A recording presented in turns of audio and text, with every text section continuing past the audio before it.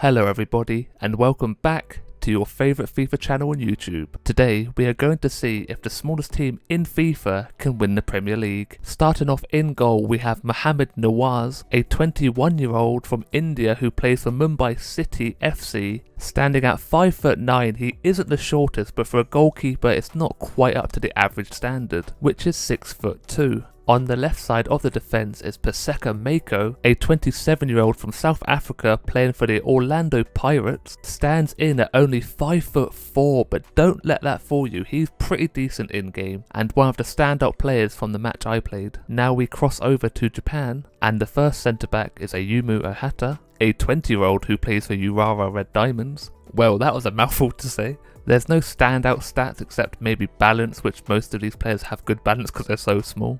And his hair looks pretty good as well. His centre-back partner is Hirokazu Ishihara, a 22-year-old who plays for Shonan Bellmare. He stands in at 5'7", which is an inch taller than his centre-back partner, but still not quite up to centre-back standards. Once again, no standout stats, except he can run pretty quick when he wants to. Now we're moving on to the right side of the defence, and we have Abdulaziz Madrashi, a 30-year-old, one of the oldest in the team, who plays for Al Tai in Saudi Arabia, standing in at 5'4", so he's the joint smallest at the moment. No standout stats except pace, he's got a little bit to burn, and once again his hair looks fantastic. Into the midfield now we have Joe Coletti, who is actually half Japanese and half Italian but plays for Australia and Adelaide United. He's 22 years old and stands in joint smallest at 5'4". Once again, nothing too special about this player except he has really good agility and he's still young so he could grow. I mean, as a player, not in height.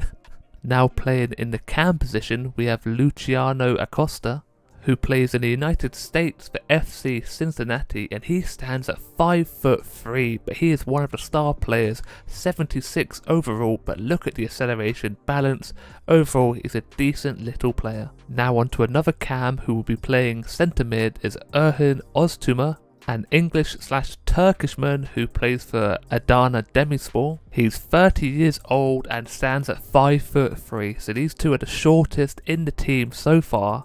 I'm so sure we're going to win so many headers in the midfield.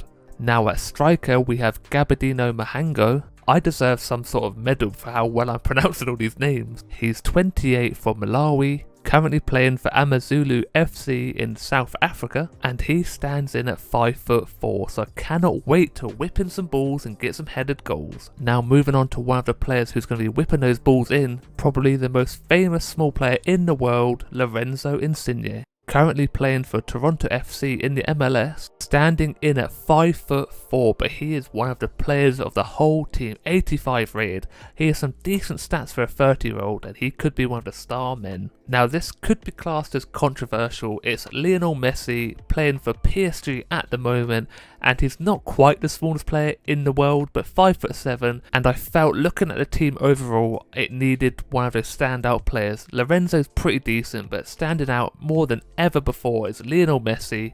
Onto the sub bench we have Jaisal Carnero, who plays for the Kerala Blasters FC. He's 31 years old and stands at 5'4". He's going to be the cover at left back position. One of the backups for the attacking positions is Jefferson Soteldo. He's 24 years old, plays for Club Tigres and stands in at 5'2", the joint smallest player of this team. I know I've said that a lot, but 5'2" is the smallest player we have, and he looks like he could be a little baller. 5-star weak for 4-star skills. A sub for the winger positions is Terehito Nakagawa, who plays for Yokohama Marinos, 29 years old and stands at 5'3", and he has pace to burn. Another one to cover the midfield positions is Josh Nisbet from Australia, plays for the Central Coast Mariners. He's 5'2", and he's definitely one for the future. No standout stats, but once again agility and balance is top notch. The cover at right back position is Boris Singh, who's 21 years old from India, and Jamshedpur, 21 years old and is 5'3". Nothing more to say except Boris is a pretty cool name. Covering at centre-back is Andy Najar from Honduras, plays for DC United, and he is 5'7", so one of the tallest in the whole team. Once again, just overall not a bad player.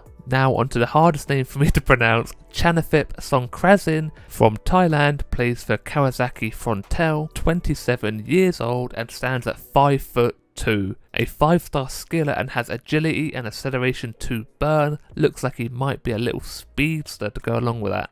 This is how the team will line up in a 4-3-3. And I decided before I simmed all the games, I'd play one game at the beginning of the season to see how good this team really is. And I was shocked at how small some of these players were. The mascots are nearly the same height as some of them. It's pretty ridiculous. One thing I really wanted to see was the players shaking hands, but for some reason it cuts off just as they start beginning to shake hands. I was so disappointed. I just wanted to see it. But what can I say about this team? It played a lot better than I expected. I was playing on legendary difficulty, which I'm not very good at, but this team definitely performed way better than I thought they would.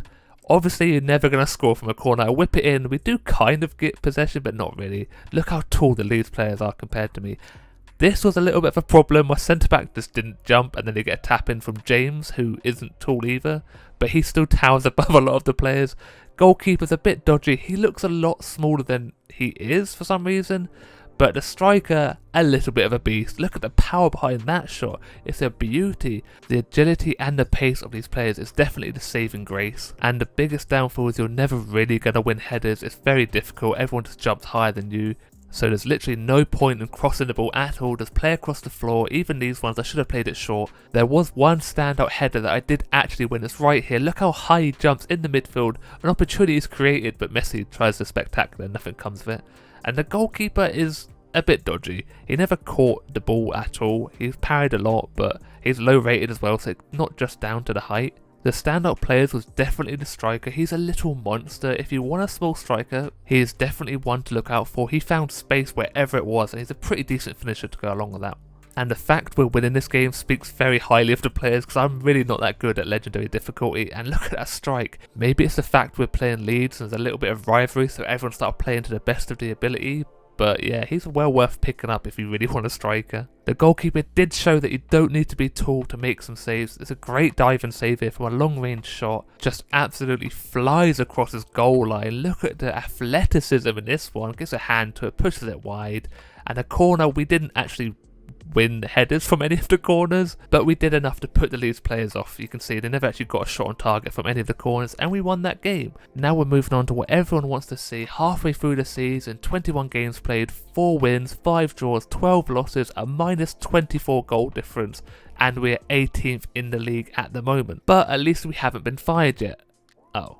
We got fired in February, which is kind of disappointing, but you'll see why in a minute. And at the end of the season, in the Emirates FA Cup, we got knocked out in round 3 by Peterborough, 4-0 loss, and Man City come out the winners, which is what you hate to see. In the Carabao Cup, we won round 3, we got through round 4 on penalties, and into the quarterfinals we beat Leicester City. In the semi-finals, we lost 5-2 on aggregate to West Ham, and Chelsea win the whole lot.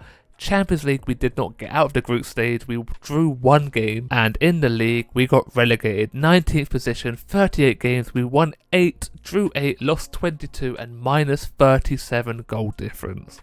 So the answer to the question is no, the smallest team in FIFA cannot win the Premier League, and that is it for the video. So I know this video is a little bit different to what I normally produce, but I hope you did enjoy. If you did, let me know in the comments and leave a like and subscribe.